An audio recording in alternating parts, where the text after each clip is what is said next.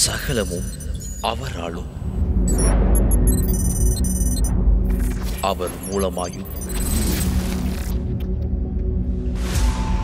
அவருக்காகவும் இருக்கிறது. வானோர்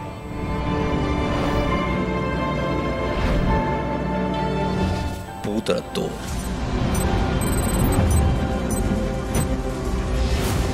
பூமியின் கீழானோர் யாவருடைய முழங்கால்கள் முடங்கும் நாமமுடையவர் அவரே மேலானவர்.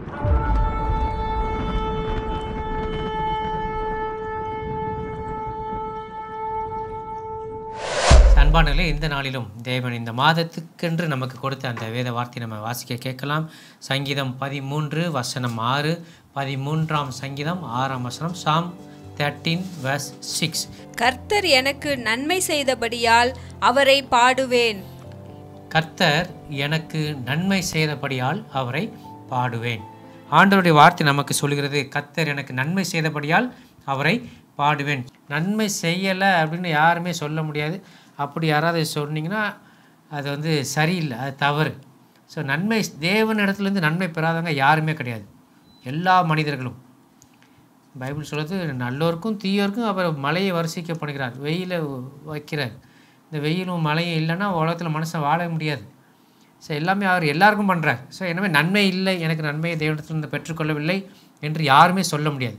நம்ம எல்லாரையும் தேவன் நன்மையினால் ஆசீர்வதித்திருக்கிறார். அவர் செய்த நன்மைகள் 1000 நம்ம யோசித்து பார்க்கணும், எப்படிலாம் செஞ்சார். அநேக நேரம் நம்ம என்ன சொல்கிறோம், ஆண்டவர் எனக்கு என்ன செஞ்சார், நான் இன்றைக்கி இவ்வளோ கஷ்டத்தில் இருக்கேன், இவ்வளோ பாடுதல் இருக்கேன், அவர் என்னை பார்க்கவே இல்லையா. சொல்லப்போனால் இந்த சங்கீதத்தில் துவக்கத்துலேருந்து அப்படி தான் ஒரு மன கும்முறலை சங்கீதக்காரன் அங்கு சொல்லுகிறத நம்ம பார்க்கிறோம். 1ஆம் வசனத்தை பார்த்தீங்கன்னா Psalm 13 verse 1. கர்த்தாவே, எதுவரைக்கும் என்னை மறந்திருப்பீர், எதுவரைக்கும் உம்முடைய முகத்தை எனக்கு மறைப்பீர். என் இருதயத்திலே சஞ்சலத்தை நித்தம் வைத்து எதுவரைக்கும் என் ஆத்துமாவிலே ஆலோசனை பண்ணி கொண்டு இருப்பேன். எதுவரைக்கும் என் சத்துரு என் மேல் தன்னை உயர்த்துவான். என் தேவனாகிய கர்த்தாவே, நீர் நோக்கி பார்த்து எனக்கு செவி கொடுத்தருளும். நான் மரண நித்திரை அடையாதபடிக்கு என் கண்களை தெளிவாக்கும். அவனை மேற்கொண்டேன் என்று என் பகைஞன் சொல்லாதபடிக்கும், நான் தள்ளாடுகிறதினால் என் சத்துருக்கள் களி கூறாதபடிக்கும் இப்படி செய்தருளும். நான் உம்முடைய கிருபையின் மேல் நம்பிக்கையாயிருக்கிறேன். உம்முடைய இரட்சிப்பினால் என் இருதயம் களி கூறும். கர்த்தர் எனக்கு நன்மை செய்தபடியால் அவரை பாடுவேன். ஆமேன், ஆமேன். ஸோ இந்த வசனத்தில் துவக்கத்துலேருந்து நம்ம பார்த்தோம். இது நம்ம நிறைய பேர் நம்முடைய வாழ்க்கையில் நம்முடைய குமுறலாக கூட இது காணப்படுகிறது. எது வரைக்கும் என்னை மறந்திருப்பீர், உம்முடைய முகத்தை எவ்வளோ தான் எனக்கு மறைப்பீர். ஆனால் நம்ம கேட்குற சில விண்ணப்பங்கள், நம்முடைய ஜெபங்கள் அதற்கு உடனடியாக பதில் கிடைக்காத பட்சத்தில், அல்ல நம்ம நினச்சது நடக்காத பட்சத்தில், ஆண்டவர் என்ன மறந்துட்டார், எனக்கு அவர் பதில் கொடுக்க மாட்டேங்காரு, என் முகத்தை தம்முடைய முகத்தை மறைக்கிறாரு, இந்த மாதிரிலாம் நம்ம சில நேரத்தில் மனசில் சொல்லுவோம், அல்லது வெளியே கூட சொல்லுவோம், புலம்பிட்டு இருப்போம். ஸோ இந்த மாதிரி தான் அங்கேயும் சங்கீதக்காரங்க புலம்புறாரு. அது மாத்திரமில்ல, என் இருதயத்தில் சஞ்சலத்தை நித்தம் வைத்து எதுவரைக்கும் என் ஆத்மாவிலே ஆலோசனை பண்ணி கொண்டிருப்பேன். சஞ்சலத்தை தினமும் தான் இருதயத்துக்குள்ளே வச்சு, தினமும் தன்னுடைய சஞ்சலத்தை இருதயத்தில் வைத்து எது வரைக்கும் என் ஆத்மாவிலே ஆலோசனை பண்ணி கொண்டிருப்பேன். இது ஆண்டவர் பண்ண சொன்னாரா? ஆண்டவர் எல்லா சஞ்சலத்தையும் இருதயத்தில் வச்சுக்கோ, நீ உட்காந்து யோசனை பண்ணிகிட்டே இரு, என்ன செய்யலாம், ஏது செய்யலாம், இவ்வளோ ஆண்டவர் சொன்னாரா? சொல்லலை. இந்த ஆண்டு துவக்கத்தில் ஆண்டவர் நமக்கு இந்த ஆண்டுக்கென்று ஒரு வசனத்தை கொடுத்தார். அவர் இயேசு கிறிஸ்து நம்மை கருத்தாய் விசாரிக்கிறபடியினால் உங்கள் கவலையெல்லாம் அவர் மீது வைத்து விடுங்கள். 1 Peter 5:7 நினைக்கிறேன்.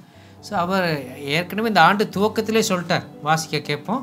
அவர் உங்களை விசாரிக்கிறவர் ஆனபடியால், நம்முடைய ஆண்டவராய் இயேசு கிறிஸ்து நம்மை விசாரிக்கிறவர், கருத்தாய் விசாரிக்கிறவர் ஆனபடியால், உங்கள் கவலைகளை எல்லாம் அவர் மேல் வைத்து விடுங்கள். உங்கள் கவலைகள் எல்லாம் அவர் மீது வைத்து விடுங்கள். ஆனால் இங்கே சங்கீதக்காரர் எழுதியிருக்காரு, என் இருதயத்திலே சஞ்சலத்தை நித்தம் வைத்து எது வரைக்கும் என் ஆத்துவாவிலே ஆலோசனை பண்ணி கொண்டிருப்பேன். இதை ஆண்டவர் செய்ய சொல்லலை, நம்ம போட்டு எழுத்து போட்டுக்கிறோம். இன்றைக்கி நிறைய நேரம் நம்ம அப்படி தான் செய்கிறோம். இதே மாதிரி தான் நம்ம நடந்துக்கிறோம். எல்லா பிரச்சனையும் தூக்கி இறுதியில் வச்சுக்கிட்டு இதை எப்படி பண்ணுறது, அதை எப்படி பண்ணுறது, பலவிதமான யோசனைகளை யோசிக்கிறோம். எதுவுமே நடக்க போகிறதில்ல. நான் உங்களை கருத்தாக விசாரிக்கிறேன், உங்களை கவனிக்கிறேன், எல்லாம் பார்க்குறேன், உங்களை விசாரிக்கிறேன். உங்கள் கவலை என் மேலே வச்சுருங்க. அவர் மேலே வச்சுருந்தால் இன்றைக்கி என்ன பண்ணியிருப்போம், கர்த்தர் எனக்கு நன்மை செய்தபடியால் அவரை பாடுவேன் அப்படிங்கிறத நம்ம பண்ணியிருக்கலாம். ஆனால் நம்ம அதை செய்யாதனால அதை நம்ம சுமந்துக்கிட்டு வருத்தப்பட்டுக்கிட்டு அதுக்காண்டு உட்காந்து யோசனை பண்ணுறது என்ன போட்டிருக்கு? நான் 3ஆம் வசனம், என் தேவனாய் கர்த்தாவே நீர் நோக்கி பார்த்து எனக்கு செவி கொடுத்துடணும், எனக்கு ஏதாவது உதவி செய்யுங்க, பதில் கொடுங்க, நான் மரண நித்திரை அடையாதபடிக்கு என் கண்களை தெளிவாக்கும். அப்போ இதெல்லாம் நம்ம ஆண்டவர்கிட்ட எல்லாம் ஒப்பு கொடுத்துட்டோம்னா இந்த மாதிரி ஜெபம் பண்ண வேண்டிய அவசியமே இல்லை. ஸோ நம்ம ஆண்டவர் கையில் கொடுத்துரும். நம்மளுக்கு ஆண்டவர் நிறைய நன்மைகளை செஞ்சுருக்கார், நமக்கு செய்யாத நன்மைகளே கிடையாது, எல்லாருக்கும் நன்மை செஞ்சுருக்கார். ஸோ நம்ம எல்லாருக்கும் நன்றாகவே தெரியும், உலக பிரகாரமாக நிறைய நன்மைகள் உண்டு. நம்ம குடும்பம், நம்ம இன்னும் உயிரோடு இருக்கோம்ல, அதுவே பெரிய நன்மை. அதற்காக நாம் தேவனுக்கு நன்றி செலுத்தணும். நல்ல சமுதாயத்தில் இருக்கிறோம், நல்ல வேலை கொடுத்துருக்காரு, இந்த மாதிரி அநேக விஷயங்களை தேவன் நமக்கு கொடுத்துருக்காரு. இந்த விஷயங்கள் எல்லாம் நிறைய பேர்கிட்ட இல்லை. இன்றைக்கி தெருவில் எத்தனை பேர் வாழ்ந்து கொண்டிருக்காங்க, எத்தனை பேர் தெருவில் பேப்பர் பொறுக்கி வாழ்ந்துட்டு இருக்காங்க, தெருவில் படுத்து தூங்கிட்டு இருக்கிறாங்க, சாப்பிட வழி இல்லாமல் இருக்கிறாங்க, உடம்பு சரியில்லைன்னு ஆஸ்பத்திரி போக வழி இல்லாமல் இருக்காங்க, பிள்ளைங்களை படிக்க வைக்க வசதி இல்லாமல் இருக்காங்க, எவ்வளோ பேர் இருக்கிறாங்க. நம்மளாம் நல்லா வச்சுருக்கார் ஆண்டவர். ஸோ எனவே ஆண்டவரிடத்துலேருந்து நன்மை பெறவில்லை என்று யாருமே சொல்ல முடியாது. கர்த்தர் எனக்கு நன்மை செய்தபடியால் அவரை பாடுவேன். இது தினமும் நம்மகிட்ட இருக்கணும். இந்த மாதத்தில் அதை நீங்கள் செய்வோம், கண்டிப்பாக செய்வோம். இது வரைக்கும் என்னென்ன செஞ்சுக்க யோசித்து பாருங்கள். ஆண்டவர் செய்யாத நன்மையே கிடையாது, செஞ்சிருக்கிறார். நன்மை செய்தார் என்று அவரை சொல்லி பாருங்கள், இன்னும் அதிகமாக செய்வார். நம்ம நன்றி சொன்னால் தான் இன்னும் கொஞ்சம் அவர்கிட்ட கேட்டு வாங்க முடியும். எனவே வருகிற நாட்களில் ஆண்டவர் உங்களை அபரிவிதமாய் ஆசீர்வதிக்கத்தக்கதாக இந்த நாட்களில் இதுவரைக்கும் ஆண்டவர் செய்த நன்மைகளை நினைத்து பார்த்து தேவனுக்கு நன்றி செலுத்துவோம், அவரை போற்றி பாடுவோம், அவரை மகிமைப்படுத்துவோம். அதை நீங்கள் சேலஞ்சாக எடுத்துக்கோங்க. இந்த மாதத்தில் ஃபுல்லாக என்னெல்லாம் ஆண்டவர் எனக்கு செஞ்சுக்காருன்னு யோசித்து நீங்கள் உட்காந்து யோசித்து பார்த்தாலே அது பேப்பராக வரும். அவ்வளோ செஞ்சுக்கார். சங்கீதம் 103 வசனம் 1-2 என்ன சொல்லுது? என் ஆத்மாவே கர்த்தரை ஸ்தோத்திரி, என் முழுவதுமே கர்த்தருடைய பரிசுத்த நாமத்தை ஸ்தோத்திரி, என் ஆத்மாவே கர்த்தரை ஸ்தோத்திரி, அவர் செய்த சகல உபகாரங்களையும் மறவாதே. எவ்வளவோ செஞ்சுருக்காரு, அதெல்லாம் நம்ம மறந்துடக்கூடாது. இது வரைக்கும் அவர் செஞ்சார் பார்த்தீங்களா, அதுக்கு நம்ம நன்றி செலுத்துவோம். ஸோ 10 குஷ்டரோகளை தேவன் சுஸ்தமாக்கினார். ஒருத்தர் தான் நன்றி சொன்னார். ஆண்டவர் கேட்டார், மீதி 9 பேர் எங்கே?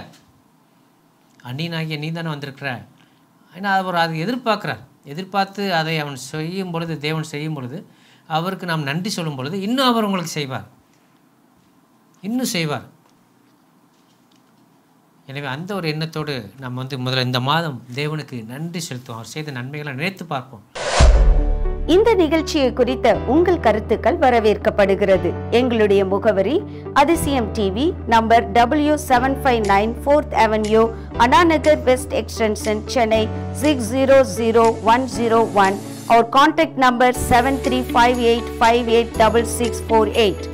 உங்கள் காணிக்கைகளை அனுப்பி இந்த ஊழியத்தை தாங்க எங்களுடைய ஜிபே எண்கள் 8072042056.